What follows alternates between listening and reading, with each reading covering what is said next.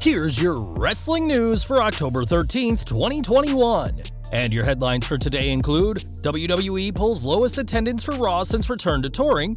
Is WWE treating NXT 2.0's Harland in the right way? Carmelo Hayes swerves Scott on NXT 2.0 to become North American Champion. Should Pete Dunne have moved to Smackdown? Tony Khan says WWE Raw sucked this week. I have allowed AEW Rampage and WWE Smackdown to coexist. Tony Khan.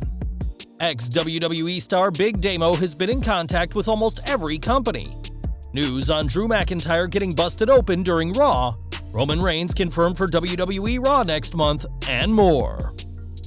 We are kicking off today with WWE, who brought fans back 3 months ago after going for over a year without a live crowd for their main roster events. In recent weeks, WWE's reports of ticket sales have been worrying, with November's Survivor Series struggling to sell, and this week, Raw saw its lowest attendance to date. Despite featuring the King of the Ring and Queen's Crown tournament matches, as well as a huge main event between Drew McIntyre, Big E, and the Usos, this week's Raw drew 3,995 fans to San Francisco's Chase Center Arena, the lowest since the return to touring. With many fans frustrated by the quality of Raw, it seems the attendance is reflecting the opinions expressed by those fans, and we'll have to see what WWE does to try and get their attendance figures back up. NXT 2.0 news now, as this week's show kicked off with Joe Gacy promising his snowflakes that he'd defeat Tommaso Ciampa, but that was a promise Gacy couldn't keep. Instead, the NXT champion defeated Gacy, keeping him out of the NXT title match at Halloween Havoc, but it's what happened after the match that has fans talking. Post-match, Harland appeared and flattened Ciampa, sending a message to the NXT champion, and he would have done the same to Gacy had the latter not run his hand down the big man's cheek. Harland was clearly confused, and so are we, as it didn't make much sense for the menacing Harland to be placated this way, but it could set up something interesting with Gacy, who's turning more and more psychotic with each passing week. If nothing else, this angle with Gacy and Harland will distance the powerhouse from being compared to Brock Lesnar, which would have only hampered his career in the long run, and fans will just have to tune in next week to see what's next for this unlikely pairing. More from NXT 2.0, as the show lost a lot of names during the recent draft, such as Hit Row, Mia Yim, and Ridge Holland. With Holland heading to SmackDown, he'll be leaving Pete Dunne behind, which shouldn't be the case, as the pair should be working together for the main roster, not losing to the team of Kyle O'Reilly and Von Wagner. The Bruiserweight has nothing left to do in NXT 2.0 unless he captures the NXT title from either Tommaso Ciampa or Braun Breaker after Halloween Havoc, and he's more than ready to make the move to the main roster. More specifically, moving Dunne to SmackDown would be the right call, not just because that's where Ridge Holland is heading, but because SmackDown needs an established name like Dunne to add some depth to the roster. If Dunne was Team Blue, he could have dream matches against the likes of Cesaro or Intercontinental Champion Shinsuke Nakamura, possibly giving Dunne his first singles title on the main roster. Instead, the Bruiserweight remains in NXT 2.0, where he's already established, and it feels like the former United Kingdom champion is simply spinning his wheels on the colorful brand. This Friday, AEW Rampage and WWE Smackdown will go head-to-head in a brief 30-minute war between the two shows, thanks to the Blue brand being a 2.5-hour show on FS1. This head-to-head has brought out the big guns from both sides, as WWE have announced a stacked card, including an appearance by Brock Lesnar, while AEW have responded with an hour-long buy-in on their YouTube channel before Rampage goes live. Speaking to My Mom's Basement, Tony Khan discussed the upcoming battle, saying that fans should be able to watch what they want to watch, and for many people, they've chosen AEW over WWE. Addressing the 30-minute crossover, Khan said it's the second time WWE programming has gone head-to-head with AEW, and that it didn't work out for NXT during the Wednesday Night Wars. Khan, who previously said he doesn't watch WWE TV and spends his time focusing on AEW, also discussed this week's Raw, saying, "On Friday, they're doing a half-hour head-to-head with Rampage, which is new. I put my show on consciously after SmackDown, knowing there is a huge audience of people that watch that show, and a lot of people are going to watch Rampage, which has been a hit for TNT. They're literally going to do a half-hour head-to-head. That's fine. We'll see what happens. I'm not saying for sure we'll win, and maybe the odds are against us in some ways, but we're going to do the better show, I know.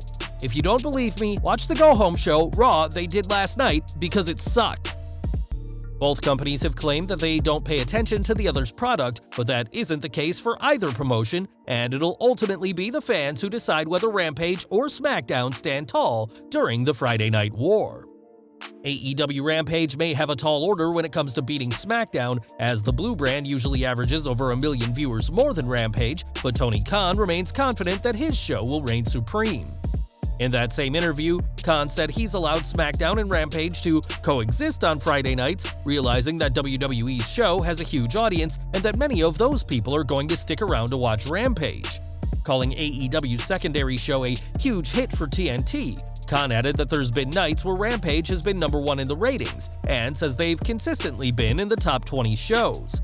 Khan is sure of Rampage's success this Friday and has provided a stacked card, as well as an hour-long buy-in show on YouTube, and time will tell how much merit there is to his confidence this Friday. This past June, WWE released Killian Dane from his NXT contract, bringing his 5-year tenure to an end. Before WWE, Dane was Big Damo and made his name on the independent scene, and the former superstar is more than ready to get back in the ring. Speaking to Mark Henry and Ryan McKinnell on Busted Open Radio, Dane discussed his future prospects, saying he's been in contact with almost everybody. Dane added that his first plan is to return to Europe to see his family before he returns to the US to wrestle as many people as he can. Dane didn't say which companies he's already spoken to, but there's no shortage of promotions that'd benefit greatly from the powerhouse. From AEW to Impact, ROH to GCW, Dane has options, and even said he'd happily return to WWE to manage his wife Nikki Cross if the opportunity arose. With the world slowly reopening, there's arguably never been a better time to be a free agent, and Dane is keeping his options open for the time being. Back to Raw, as Drew McIntyre was in this week's main event, teaming with WWE Champion Big E to face SmackDown Tag Team Champions the Usos.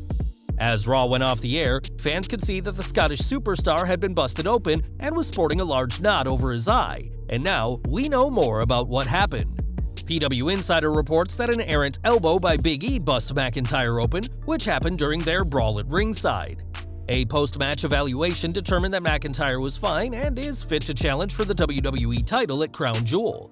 This injury wasn't meant to happen, but it won't cost Drew any time in the ring, and we expect a receipt to be in store for Big E when the title is on the line in Saudi Arabia.